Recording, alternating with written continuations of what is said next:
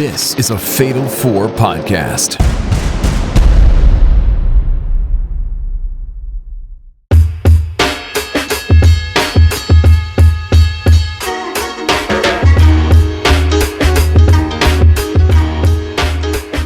Coming to you live from an apartment that has watched an event that took place at Wembley Stadium. All elite wrestling, all in. That's right, folks. We watched it. I'm Pro Wrestling Noah. Here with didn't get all of it. With me is B Rob. I also watched it from Australia. Australia. That ain't happening for like another 2 years, right? Yeah, but that's where I watched it at, in an undisclosed location in Australia, watching All In Wembley. Undisclosed underground on in the Down Under. A lot of people came with me too. Shout out to the people in the Discord. Well, someone who I think was in the Discord for a second and then went and had to take care of some other stuff was Kody. Yeah, I actually was enjoying the pre-show so much that they convinced me to buy a ticket to the airport to fly to London and watch it live. So I was actually there. I just got back. Dang, you guys doing all this traveling? I was just in my apartment. I was on the world's fastest plane. I got there in 10 minutes. Watched it and then took a plane back, and now I'm home. I'm ready to talk about it. Yeah, you're actually in first class right now, using premium airline Wi-Fi to record this podcast. And everyone on the plane recording a podcast on a plane. Yeah. Fucking horrible. Rather have a baby crying than listen to some guy talk about pro wrestling. What's the difference? Hour. Same difference. Same difference. Well, we just finished watching this big old pay-per-view. What was that? It was like 4 hours ish. Yeah, but it didn't feel like it though. Nah. It felt like the shortest AEW pay-per-view of all time. I'm not going to fact check that whatsoever, but that was significantly easier to watch than most of their shows. The amount, and then, I think I'm going to sign a royal decree somewhere that may or may not get upheld. But if we have to do a show on Sunday, it has to be at noon Central Time every time. Right. Yes. Yeah. Because we're all still have some day left. We don't have, like right after this, I can still, eat dinner and then go to bed at a reasonable time to go to my job tomorrow. So this is the most reasonable time to do this. I can put away my laundry. I can, I got some dinner I can go take care of laundry right now. Yeah, that too. You're right. That's a joke from another podcast. Never mind. That my bad bringing that up, everybody. Well, why don't we get into this show? I had the show on next to me, but was not able to watch a ton of it for the pre-show. Did you guys watch any of the pre-show? I'm in the same boat with you. I came in after the opener. I got to see a good majority of the mixed match tag, and I did see the final match on the pre-show. So I saw at least 1.5 matches out of the 3 that they had to start. Yeah. I saw that. Yeah, there was it started off with a 16-man tag team 16-man tag, which I saw the Dark Order was there, so I was happy about that. But that's literally all I saw of it. Excuse me. That's literally all I saw of it. But after that was a match that I feel like I really need to go back and watch because it looked like a lot of fun from the God of it, which was Willow Nightingale and Tomohiro Ishii versus Chris Statlander and Stokely Hathaway. Yes, in a mixed tag. It was what you would think, but plus they had Stokely actually getting offense. I saw, he did a spine buster on Ishii, which looked crazy. And this was the first time that I've been watching Japanese professional wrestling to come to know who Tomohiro Ishii is. That this is the first time that I seen that he had the height advantage over somebody. Awesome. Oh man. Yeah, I'm sure that'll come up on Twitter if it hasn't already. the height difference there. But yeah, this looks like a pretty good bout between everyone involved. I like seeing Stokely get involved too, like in an actual match, just like doing some stuff. But yeah, I really need to have a full opinion on that. I feel like I need to go back and watch it, but that's definitely one I want to go check out. Yeah, from what I did see of it, I mean, they freaking Willow and Statlander are killing it. They got some good chemistry and whatnot. Tomohiro Ishii is doing Tomohiro Ishii things. But not only was this a special mixed tag team match, it had a stipulation tied to it. What was that? So the winner of the match gets to pick the stipulation of the CMLL Women's World Championship match that Statlander and Willow Nightingale will have. And that's happening. I'm looking at this article here. That's happening at All Out. They're having a match for the CMLL Women's World Championship at All Out. That's a little confusing, but okay. I know. Yeah, but so whoever won this match, they got to pick the stipulation for that title match. Huh. And surprise, Willow and Ishii won. So they get to pick. It hadn't been revealed yet, but they get to pick. And All Out's in like 2 weeks, right? It's like September 7th or something like that. I believe. Pretty sure. They always have these shows are always so close together. Yeah. So, September 7th. Yeah. Well, and they even pushed it out a week this year, didn't they? A week or two. Yeah, I think so. Yeah. Yeah, they made it so it's like not like immediately the week after. And Kody, I don't know if you saved you a couple dollars or whatever, but you could have bought the 2-pack for the pay-per-views for All In and All Out. I didn't know there was a 2-pack. Yeah, 2-pack Shakur right up on Triller.com. Bleacher? Oh, see, but I went to Triller. Oh, you went to Bleacher. All right. Went to Bleacher. Well, Triller had the 2-pack. We don't all have VPNs, B-Rob. I don't know what you're talking about. I went to Australia in my seasonal summer home. That's what I did. Kaz was there. Austin, John, all those guys. They came with me. We all put in together. That's how we got it done. Yeah, y'all had a big Airbnb. After this match was the Von Erichs were there. Yeah. Sammy Guevara, 10-man tag. Katsuya Shibata, Dustin Rhodes versus Undisputed Kingdom, Matt Taven, Mike Bennett, and this says Cage of Agony. This says Cage of Agony. What? Stop coming up with new names. It's Gates of Agony with Brian Cage. Why is the addition of Brian Cage make them obviously, yes, it makes them the Cage of Agony because his name Brian Cage. Ha ha ha, very funny. But this is like 3 names deep because they were also part of the Moguls, right? I mean, they're not part of the Moguls anymore, but like they were part of the Moguls. They're Gates of Agony. Now they're Cage of Agony. Cut it out. Hey. No, you don't get it. No. Yeah. What? You need to save that energy. It's Cage. Yeah. Because, I feel like I'm in a prison every time I watch the wrestling. Oh, no. See, I want you to keep that energy when he was like honoring the House of Black, the Kings of the Black Throne, goddamn Buddy Matthews. But you see what I'm saying? It's the same shit. But that's cool though, because it's House of Black. All right. Okay. Anyways, this looked fine. It looked like a big clusterfuck like these matches usually are. But the Von Erichs were there, and that's cool. Mm-hmm.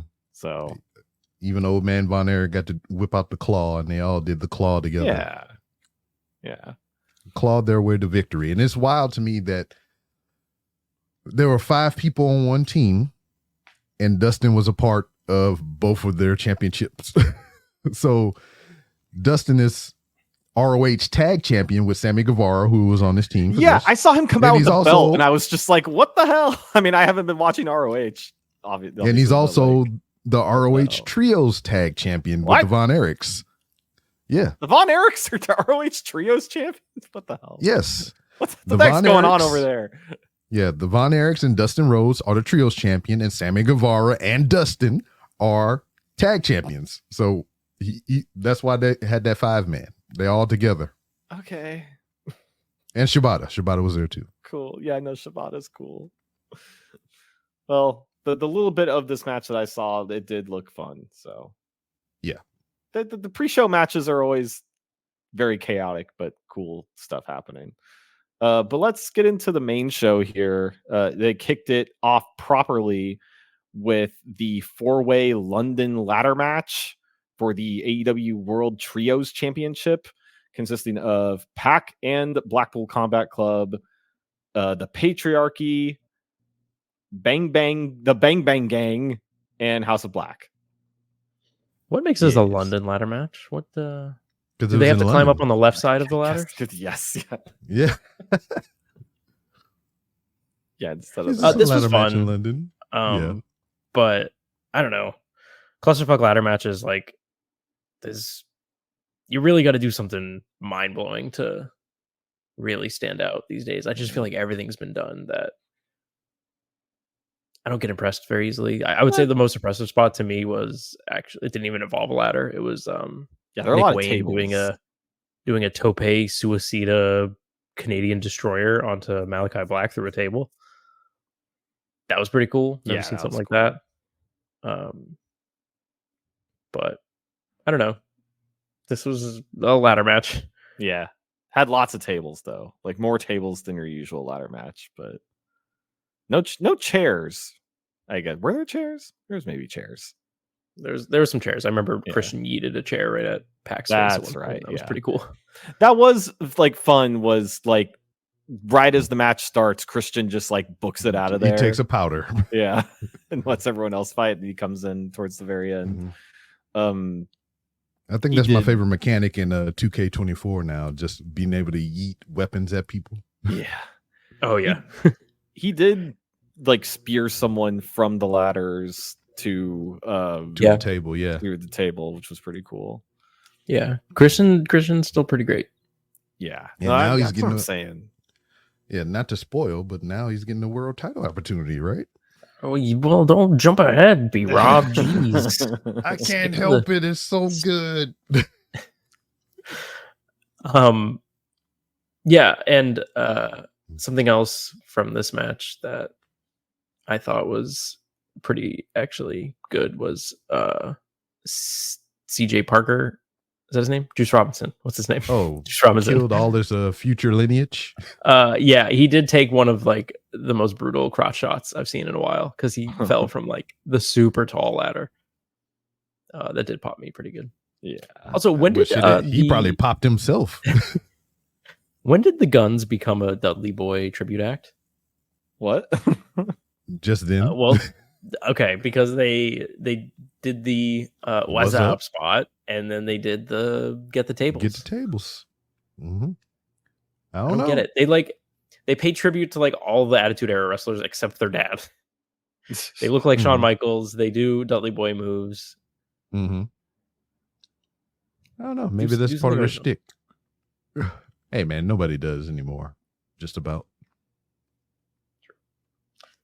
Dang. I didn't like the finish to this. I thought overall, like I said, nothing mind-blowing. It was fine ladder match, but I really didn't like the ending with, we thought Christian was going to retain Killswitch, helping him up to the top. And then Pac just kind of like lightly pushes them off the ladder. And then for some reason, like Killswitch just like stands there all like, duh, what? Instead of like taking a bump and like falling out of the ring or something. Like he just stands there, and when he easily could have stopped Pac from taking the titles.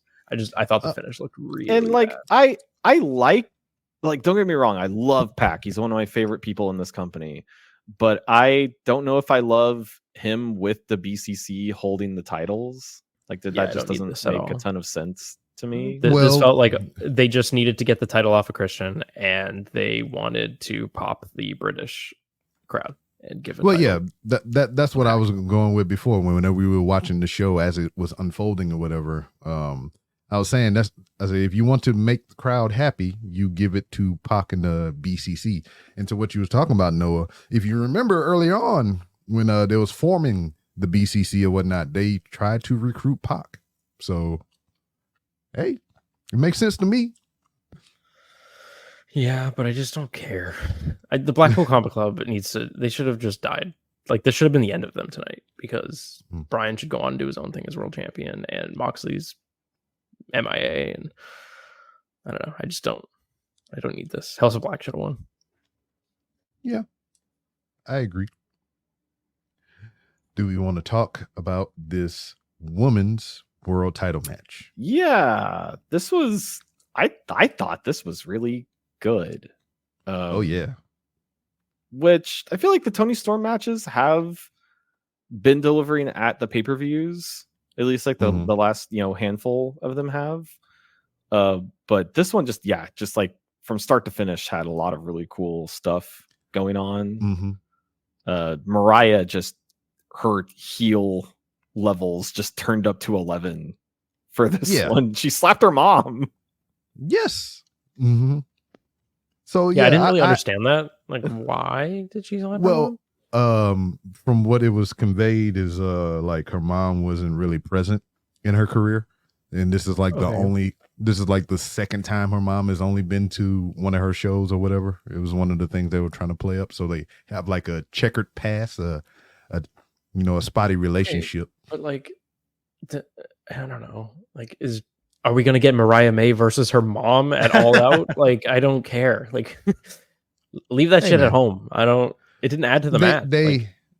How dastardly she is. If she had cost her the match or something like that, it came back to, bite her in the ass, like, sure. Or if Tony did something to her, like, but it just felt like an unnecessary spot. That was just the thing. It was just like, it was amperage for her.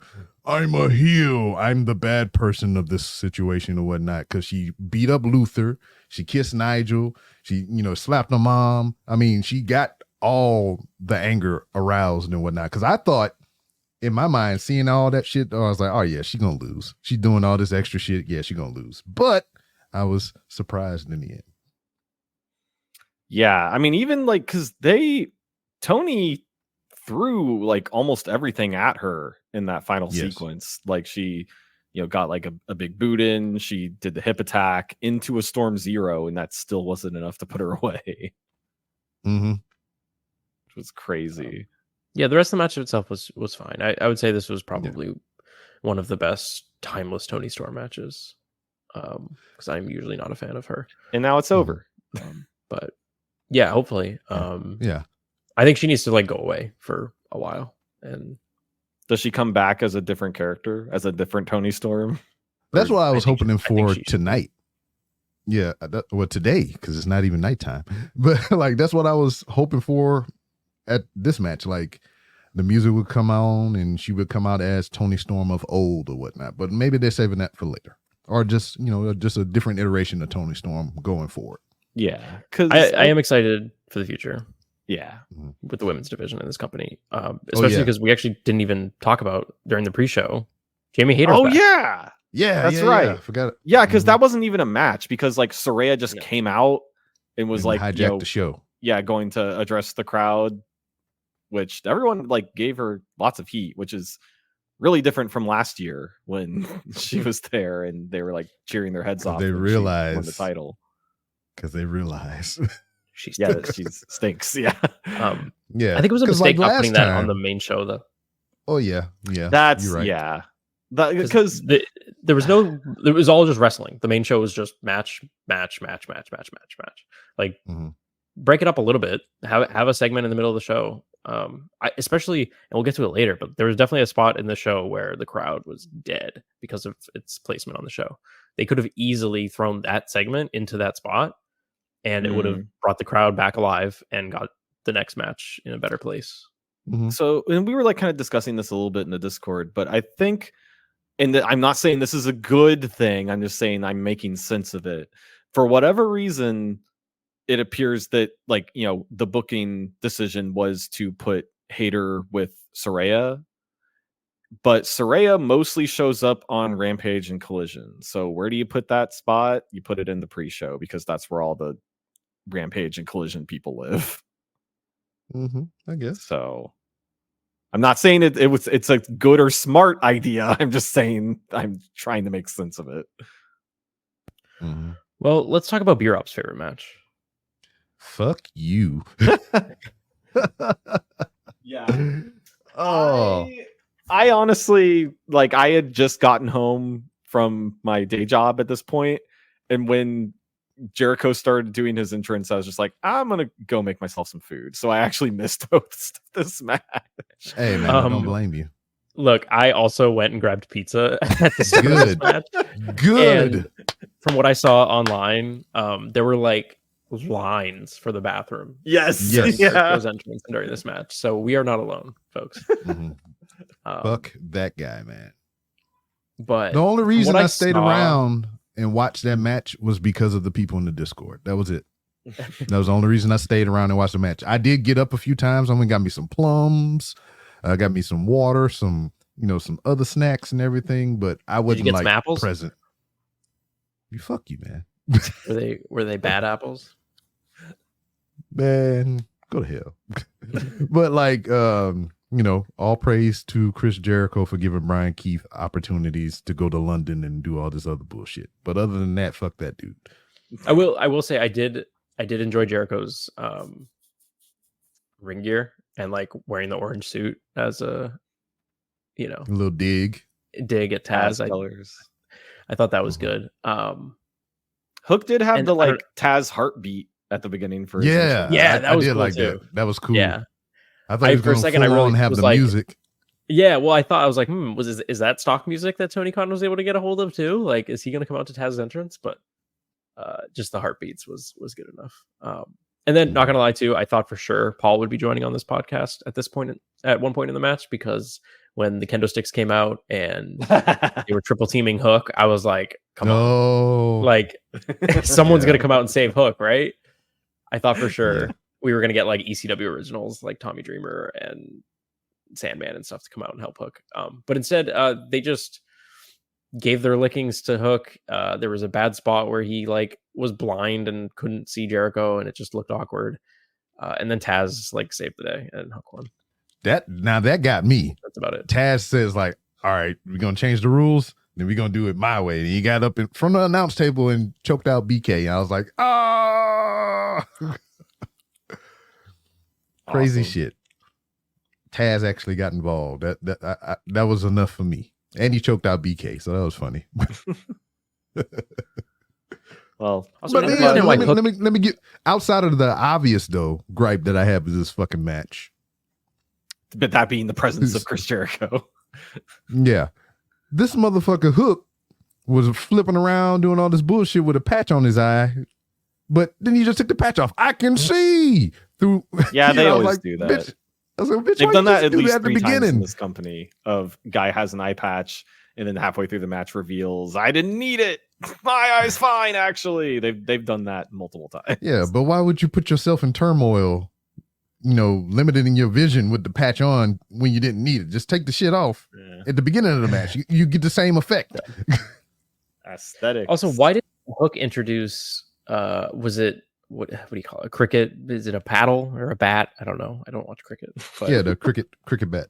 Yeah, cricket bat. He introduced. Why did he introduce that? It was like a learning tree thing. It said, "Hey guys" on it. Like, shouldn't Jericho have brought that out? Just kind of a messy match. Stupid shit. Yeah, whatever. Like I said, Jericho is still trying to pay his penance to us by doing ridiculous shit like taking suplexes on those freaking cricket balls and getting pelted with cricket balls and everything, trying to get some simpy from us. But like, fuck that dude, man. He deserves. Oh, those were cricket balls? That's what that was? Yes. Okay, so here's the thing. Cricket bat, cricket ball. Like I said, I went to go get pizza during this match. So I was sitting in the pizza shop waiting for my food, watching this on mute on my phone. I thought those were apples. I thought oh no. I thought Brian Keith brought like a bag of apples because he's the bad apple. Now that would have been more entertaining. Yeah. Okay. I guess that explains why they didn't like go to mush when people bumped on them, but all right. Cool. Well, I mean, this match is over. But yeah, we can move on. This was my only hope for the result of this match. So there was a stipulation on this to where, like, if Hook lost, he would never be able to challenge for the FTW title as long as Jericho held it.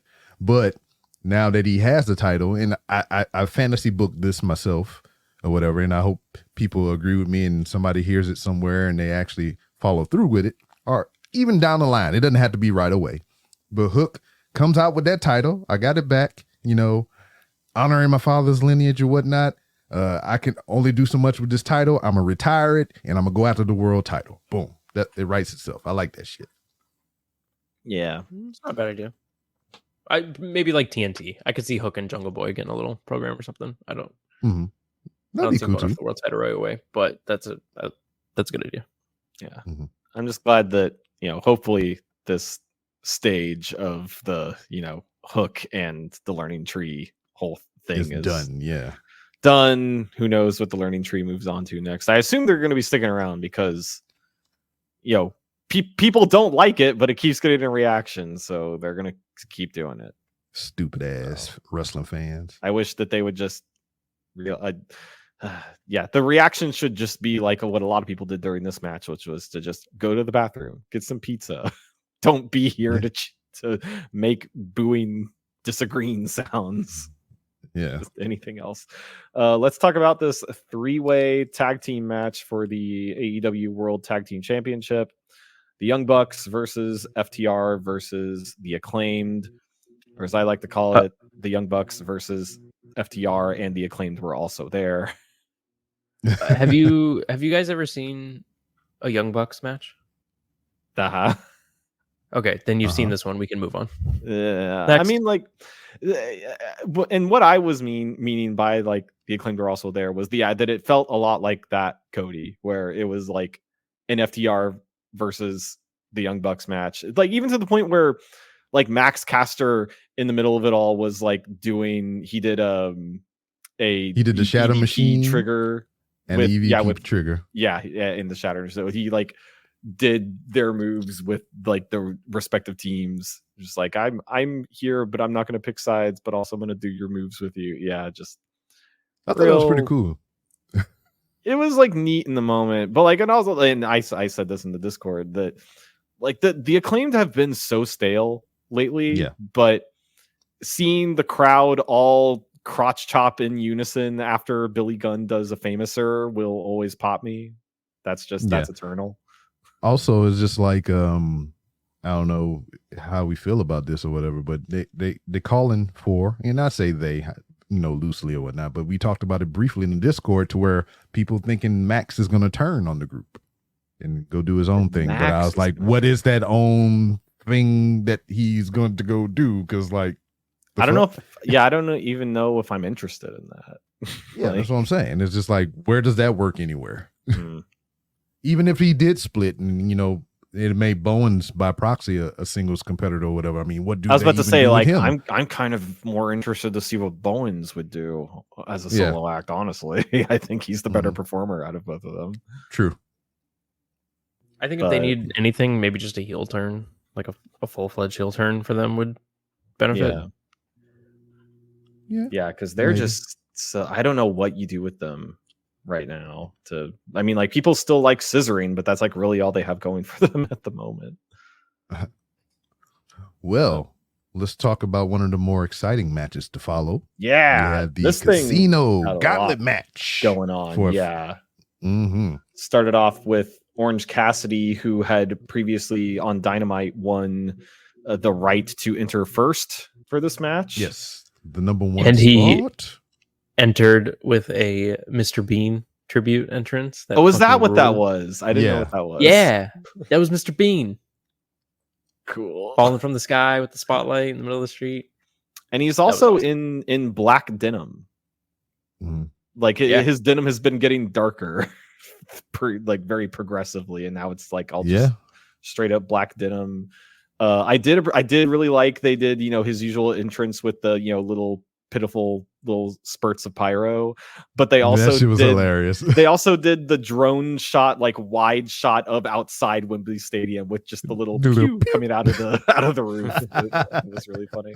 Imagine just like being in London, walking by and seeing that. just the one little firework. Like, what the fuck? And then second to enter was Kazuchika Okada. Well, yeah, which I wasn't expecting that. And I also they didn't announce who was all going to be in it, right? Yeah, and I also and I didn't know that they had previous history. Like I didn't know that they had like stuff in Japan. So listen to Didn't Get All of It Japan. Yeah. But I think the thing that everyone is mostly talking about from this match is Nigel McGuinness making a return to the ring. I was not expecting this. The crowd went nuts for this. This was really cool. I went nuts for this. And no, you said this in our group chat, but I think it's really cool that like for someone who only knows him as commentator, to get to see him perform. What did you think? I thought he did really. I mean, he looked really good, which we were saying in the chat. Like Paul was even saying in the chat, like he looks amazing. And I thought he's performed really solidly here. Like he was doing all the stuff. He was doing like stuff at the turnbuckle. He was just like really solid, sequences. If he can go, like have him go, put him in stuff, The word on the street is that he said he has at least 5 good matches in him, and he's going to pick those sparingly. Oh, cool. Okay. I think it looked like he had maybe some jitters to start, and like he was kind of being a little he was being a little cautious with some of the bumps he was taking and some of the spots he was hitting, but it felt like at a point in the match he got comfortable and like riding a bike, just got right back into it and was hitting his shit, and he looked great. I was very impressed with how good of shape he looked. We've only seen him in suits for years, so I didn't know what was under those suits, but he looks great. I think him and Bryan Danielson need to main event. Yeah, that's what we were all screaming about. That's what we were all screaming about. and what was wild about it too, because like I know of his past to where him and Bryan and ROH and all kinds of stuff, but I never really got to see that. I only know of Nigel McGuinness because of TNA wrestling. Just all that stuff. Wolf. Desmond Wolf, you're exactly right. And like when he got in the ring, when he came through, when he came to wrestle and shit, and I was just sitting there yelling the wrong move the whole fucking time. And you can ask everybody. I was saying, do the London Bridge, the London Bridge. I was yelling that the whole time when it's the Tower of London is his finish. So yeah, miss that guy. And I'm glad he's getting this opportunity, man. Cause like now, we've seen it already to where Edge never thought he would wrestle again. Bryan never thought he would wrestle again. Paige never thought she would wrestle again or whatever. People getting these opportunities to kind of go out on their own terms and end their career the way they envisioned it or want to end it. So I like that shit. Yeah. So like, I feel like he did really good in the match, like pretty much all the way through. There were some spots, where he kind of disappeared for a while, but everyone does that in this kind of match. But next up was Kyle O'Reilly. And then looking like a bag of milk. Yeah, like compared to like Nigel McGuinness, he came out and I was just like, oh, these guys look different compared to each other. But then another big pop for Zack Sabre Jr. Oh man, Hometown I went boy. through the roof on that boy. I was like, hell yeah, because we just finished seeing him win the New Japan G1 and whatnot. Oh, so really? He is wow. He has his he's kind of on a roll right now. Yeah, he has his ticket stamped and he has his title opportunity. Historically, since they've been doing it, the winner of the G1, they get the main event spot at their WrestleMania, which is Wrestle Kingdom, and that's on January 4th. So the person that wins the G1 tournament here in August, in January, gets their world title shot in the main event. But I think they just added this new little wrinkle to the stipulation to where like the winner of the G1 not only gets a main event opportunity for the world title, they get to pick when they get to do it. And Zack Sabre Jr. has chosen to take his title opportunity here in October for the next show that they got coming up. So I'm excited about that because if he wins the world title at their next pay-per-view in October, it rolls over into the next New Japan pay-per-view that they got coming up, which is going to be in his hometown. And it's going to be awesome for him to come home as potentially the IWGP World Heavyweight Champion. Nice. So yeah, he's riding high off of all that success, bringing that into this match. Then we had a very mild reaction to Roderick Strong coming out. Ooh. But then a much bigger reaction for Mark Briscoe. Mark Briscoe getting like a pretty healthy, strong reaction from the British crowd. I mean, you know what? I mean, Mark Briscoe is pretty much, I think, the AEW ROH mascot. I love Mark Briscoe, man. I get excited when he shows up and stuff like this, and he has the energy, man. He's got the. I am all for redneck kung fu all the way. Mm-hmm. What makes me kind of upset, though, I mean, you know, nitpicky type situation. He is the ROH World Champion, and he has been in every opportunity for every other title except for defending his goddamn title. Yeah, he's got to make those appearances on the main show, you know. Yeah, he doesn't have time to show up in the company of which he is a champion of. He shows up on AEW stuff. Next up, we had Hangman Adam Page coming in and kind of cleaning up shop for a little bit with his angry face.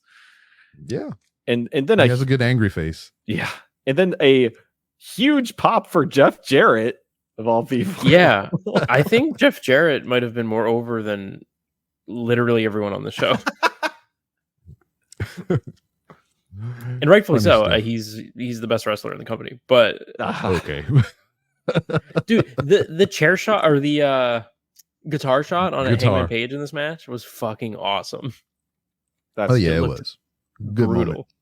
And it was like the first threat of women combative violence on the show, right? Yeah, he grabbed that lady.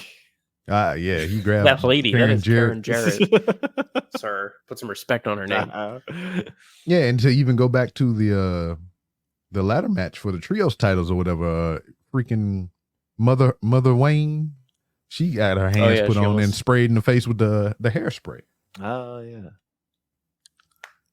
Threats of then violence. Christian Cage was in this match, which shocking. I was not expecting at all. Mm-hmm. Yeah. But was like a nice addition. But yeah, like he came out looking all, you know, battered and bruised from, you know, being in that ladder match earlier. Mm-hmm.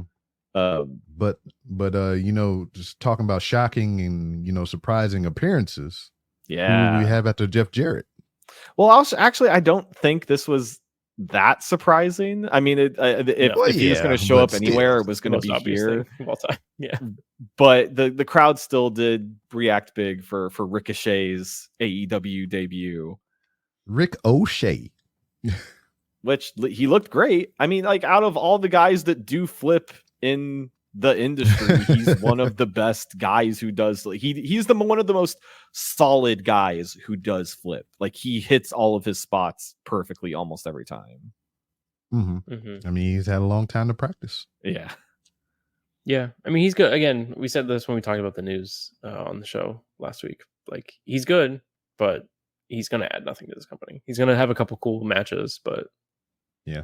I really hope they do. Everybody has cool matches. Something with him, like they don't just, you know, put him in the collision zone. They which is, I mean, like, the joke that everyone makes.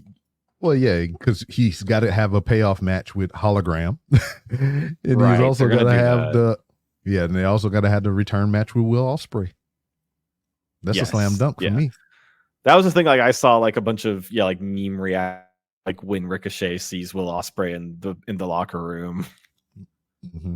Just all sorts of stuff like that. But then following up the Christian Cage entry into the match, the final entrant before, you know, the match ended, because ostensibly, like, anyone could show up at any time, but the last person to show up before the match ended was Killswitch, aka Luchasaurus. Which I actually have it on good authority that the next entrant had Christian not won was gonna be Goldberg. He was backstage. He was ready. He hit his head on the locker. He was ready to go, and then Christian won. So he's like, "Oh man, yeah." They were gonna. Yeah, that's why I think this whole thing is stupid. You're just like, you advertise all these motherfuckers and you don't use all of them. This is stupid shit. But yeah, Killswitch was there, and this was a weird spot. He came out as Luchasaurus though. Yeah. Mm-hmm. Yeah. Oh, yeah. They used the Luchasaurus graphic, and everyone was cheering, like chanting for Luchasaurus. Everyone was very excited for Luchasaurus. And I was sweating because I was like, please, you have to turn here. This bit has gone on for so long. Please turn. Please let this be the moment where there is drama and dissension in the patriarchy. And then Luchasaurus helped Christian Cage win the gauntlet match. Boo! Kind of with all the excitement that this whole thing had, with like all of the surprise entrances and feel good moments, it really kind of like deflated at the very end there with the finish. I for one thought this was great. Really? I didn't. I mean, I thought the like Luchasaurus tease was unnecessary. Like why? But Christian winning, I'm totally fine with that. I mean, Hangman needs to. Hangman. I did not want Hangman to win. He needs to finish this thing with Swerve. He doesn't need to complicate things by getting this world title match. I don't know. None of these other guys, except for Nigel. Like, if it wasn't going to be Nigel, I'm fine with it being Christian.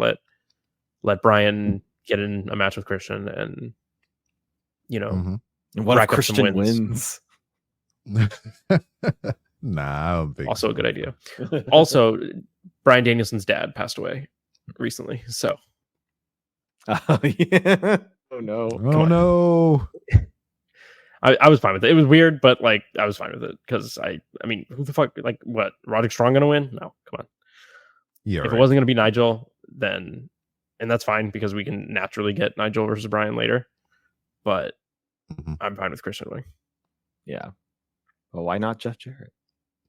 But yeah, that's Casino Gauntlet match. I feel like was a big highlight of the show. But then next we had a Assassin's Creed Shadow tie-in entrance for Will Ospreay because obviously I liked it too. I think some people will like advertising, but like it's Will Ospreay, and also that game. I hope it'll be kind of good. So yeah, I hope they have that his outfit in the game. Oh man, yeah, his gear, his Assassin's Creed Shadows gear. Yeah, that should be cool. Yeah. But yeah, obviously a huge, reaction entrance for Will Ospreay. And then we had MJF looking his trunks really looking like Lex Luger, all Luger Express era of Lex Luger style. And also at this point is when they let out the big flag and all the streamers which were present for the rest of the show all tangled up in the rafters above the ring. I gotta say, like, some of the production stuff on the show was really bad. It really bothered me for some reason that there was just like by the entrance ramp there was no mat or like anything. It was just the floor of the arena. Like between the ramp and the padding around the ring. It just looked ugly, also potentially unsafe. And then there was like no cleanup crew because after Okada's entrance, there was just Okada dollar bills everywhere. Like, are you serious? You can't send someone out there with a broom during a match to clean that up? What? And then the streamers just were like an eyesight for the rest of this show. Like, what are you doing? How do you not have production people clean that shit up? A big mess. Also, I would like to say, out of all the matches on this card, all 12, including the pre-show, the Jericho Hook match is the lowest rated, according to CageMatch.com. Yeah, that makes we sense. Did it, folks. Yeah, that tracks. everyone went to the bathroom. But yeah, in this match, anyway, that stuff aside, I thought this match was good. I thought it was very good. Yeah. I thought it was funny when Ospreay went to the outside and MJF leaned over and said, like, you think you're so cool because you can do flips. Anyone can do flips. And then he does the moonsault off the ropes to the outside. Yeah, that was some good shit, man. Some good classic MJF healery. And what more can you say, man? This was just like a good match between two good competitors and whatnot. Yeah, they did all the stuff, and then towards the end, the teases to the Tiger Driver were kind of present throughout the whole match. an interesting kind of shenanigan towards the end where they did a bump with the cameraman and the ref was like wild. really concerned about the cameraman. That was like, cool. hey, I've never the cameraman some seen help. something like that. Mm-hmm. Yeah, cameraman for, sponsored by MeUndies. Yeah, he had some really loud socks and underwear. That cameraman. The thing I thought of was I'm glad they didn't get Sim Snuka to hold that because the spot would have been fucked up. Oh my! I don't know if I understand that reference. WrestleMania 25. Okay. Shawn Michaels versus Undertaker. Undertaker that dive. Oh my god! Dove over the top rope, and the cameraman was supposed to catch him. The cameraman being played by one Sim Snuka, and he didn't catch. He didn't get all of it, folks. Yep. He didn't catch him. Well, I just watched WrestleMania 10, so I have a little bit of a ways to go. All right. 15 more WrestleManias, and then you'll get my reference. But yeah, there was the shenanigans there. MJF had like brass-ish knuckles. They were like taped knuckles. Yeah. So apparently, word rumor mill on the streets is that somebody legit stole his Dynamite Diamond ring. Oh, oops. What? So that's why he didn't use it. Weird. Okay. Yeah. But that's the scuttlebutt. I'm not making that fact, but that's what I've heard. So that was the stand-in for the ring, Sans ring. Mm-hmm. Makes sense. But yeah, after those shenanigans, then we had MJF about to do the Tiger Driver, and then Will Ospreay is able to reverse it and get the Tiger Driver off on him. Mm-hmm. And yeah. My whole thing about this match, though, it was like, Will was reluctant to use that move, but throughout this whole fucking match, at every turn that he could get, goddamn, MJF was dumping him on his head in some type of power driver or some kind of head move or whatever. I was like, why wouldn't you do that move to that guy who did that shit to you?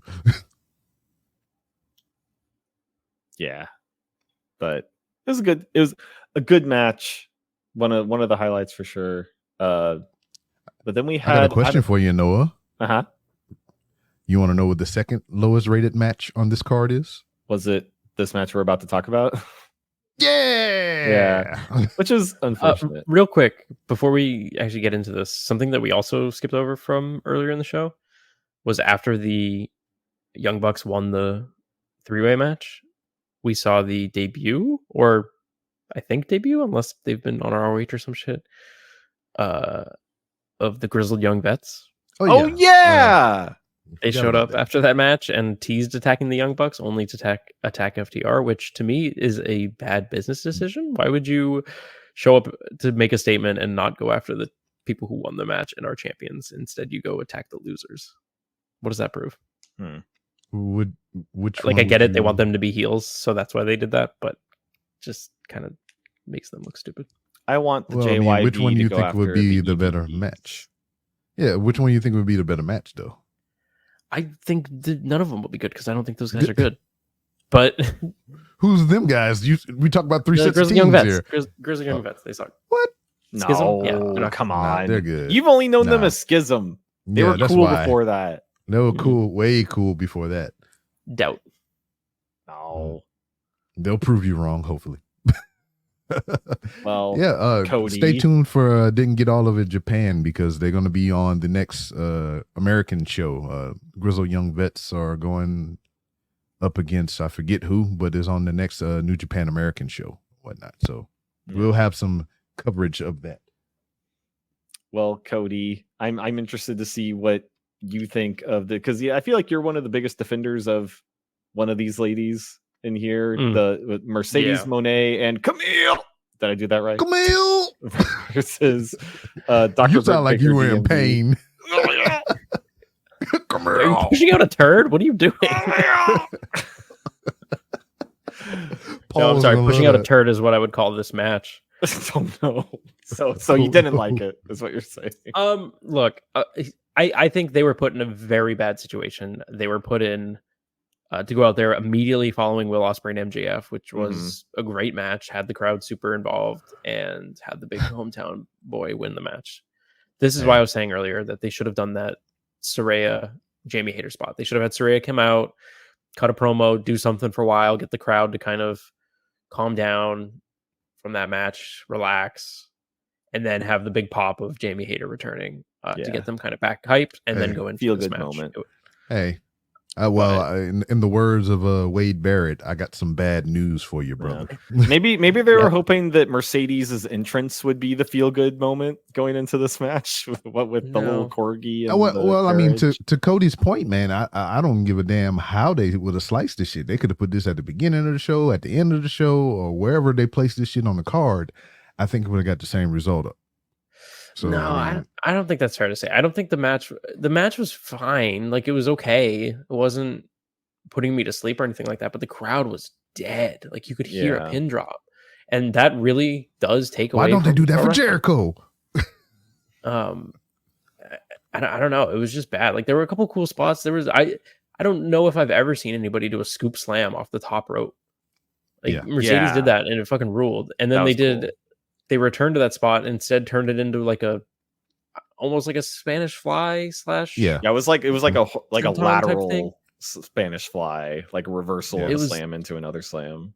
Crazy, and that kind of woke the crowd up. But I don't know. I thought they tried, but for whatever reason, this just stunk the joint up, and I don't really get it. I mean, Britt Baker's not good, but Mercedes is very good and has had good matches with worse people.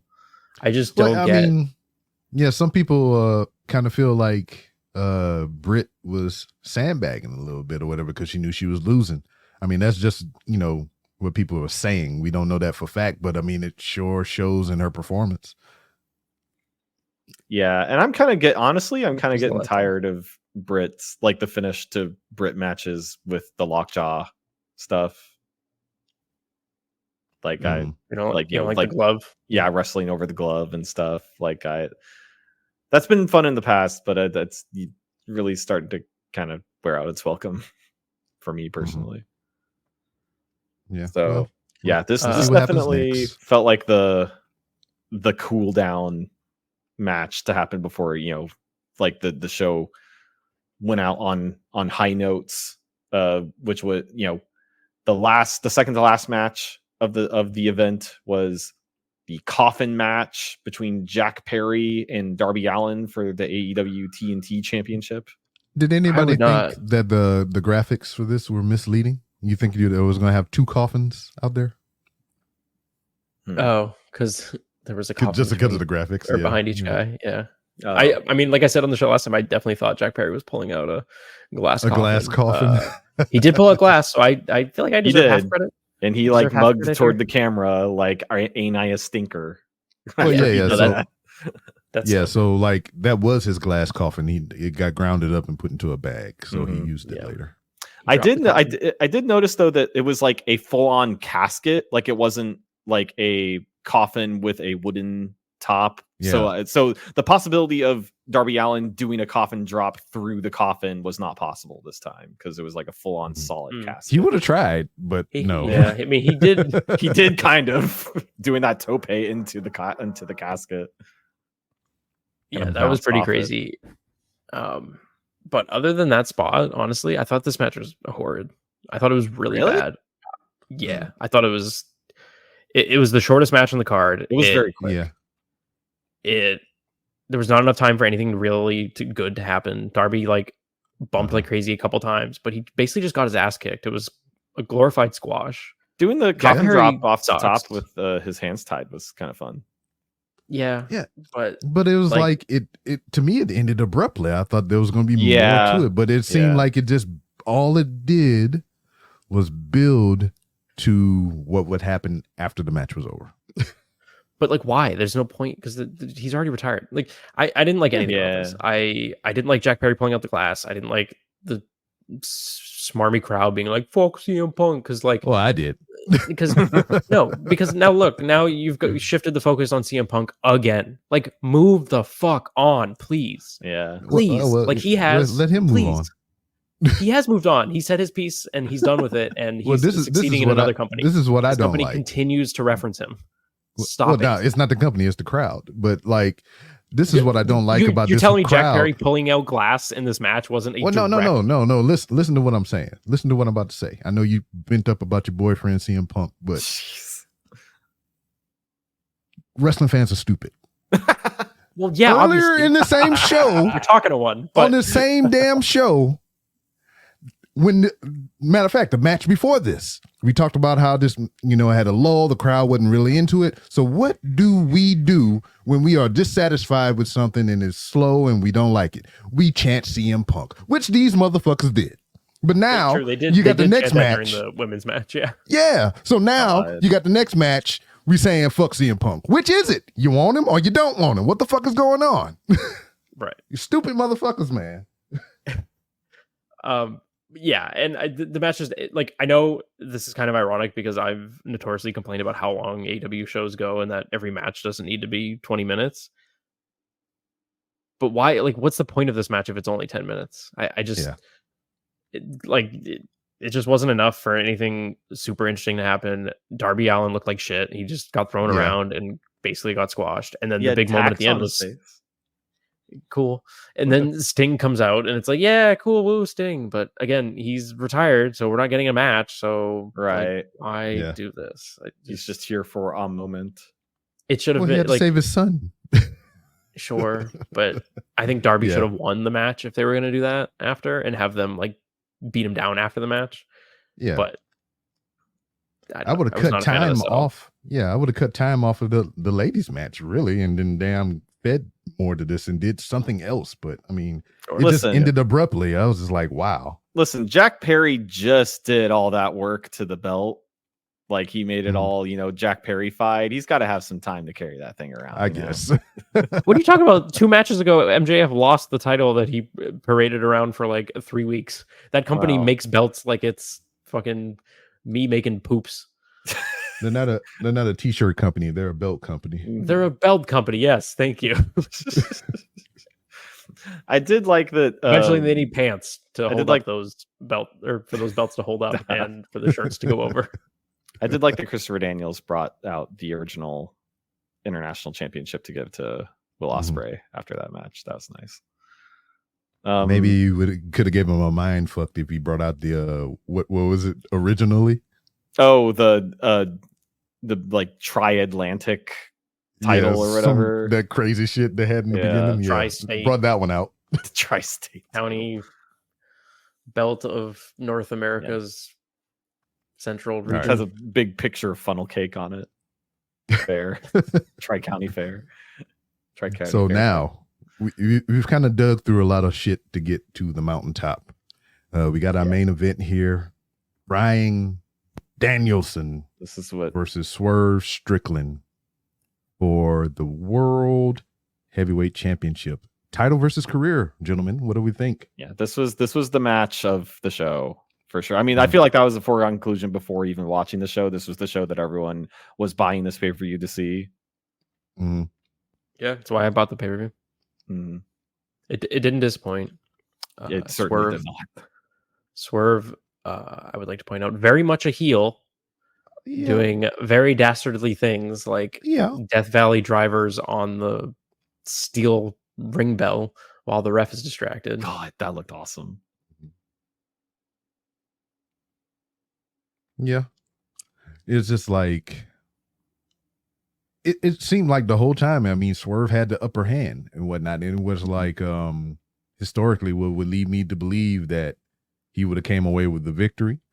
But I mean, we just seen the same, because we kind of seen the same thing earlier in the night. You had the quote unquote heel, and Mariah May had the upper hand the whole fucking match, doing all this extra heel stuff and whatnot, and she would go on to win. It kind of leads you down the same path with this match as well. But, we had the extra added thing to where, like, she doesn't despise her family at ringside. She uses her Bryan uses his family at ringside to draw inspiration and power to motivate him to win. Yeah, there's even like that moment where he's like reaching out for his family, like, I love you, after like as he's getting beaten down. Oh yeah, taking the kicks and staring at him. Yeah. Yeah, that shit was wild. To kind of piggyback off the point you're making there, B-Rob, as a whole for this show, I would say that this was one of the more well put together shows from like a production standpoint of the matches, and not having quality control and not having repetitive spots or angles throughout the matches, and having everything kind of feel like its own unique story throughout the night. I thought the show flowed really, really well in that regard. Yeah, good stuff. Yeah, because like I can't even really recall. I mean, there was only that I can recall. There was only one destroyer this whole pay-per-view, right? I mean, there were two. What MJF did, right. Panama Sunrise. That's still light. And well, Britt Baker did Panama Sunrise. MJF did it on the apron, and then there was a Canadian Destroyer by Nick Wayne. And maybe I wasn't paying close attention, but statistically, there was probably a Canadian Destroyer by the Young Bucks.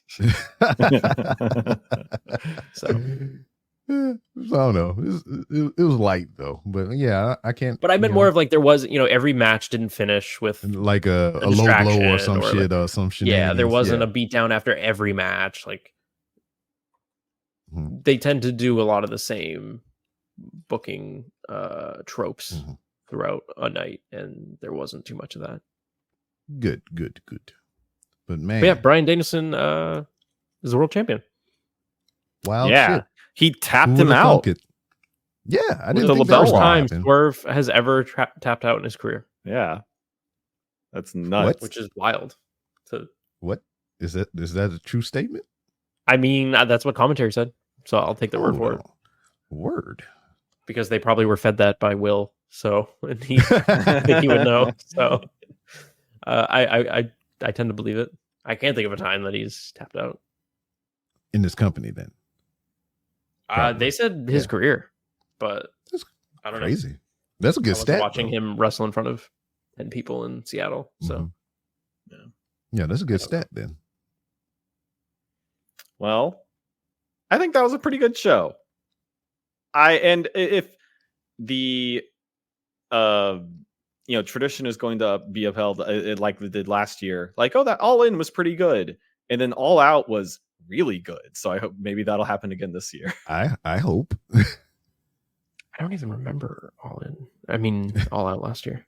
To be honest, was it better? Some pretty good stuff. I think that I'm pretty sure that was Orange Cassidy and Moxley. Their like the end of the international championship title run and stuff like that. There and that was also Will Ospreay versus Takeshita, which is a legendary match. Oh yeah, so, no, that was Takeshita and Kenny Omega. Or was Kenny? Oh right, yes, yeah. But that was good. It was Mox and them, and then you also had the barn burner that was Miro versus Powerhouse Hobbs. Oh yeah, the meat match. Who could forget? All right. Well, yeah. Overall, I mean, there was definitely some stuff I critiqued here, but nothing like put me to sleep. Nothing was offensive. Nothing was awful. It was pretty well paced, and I don't regret spending $50 on it, which is a compliment. So I do.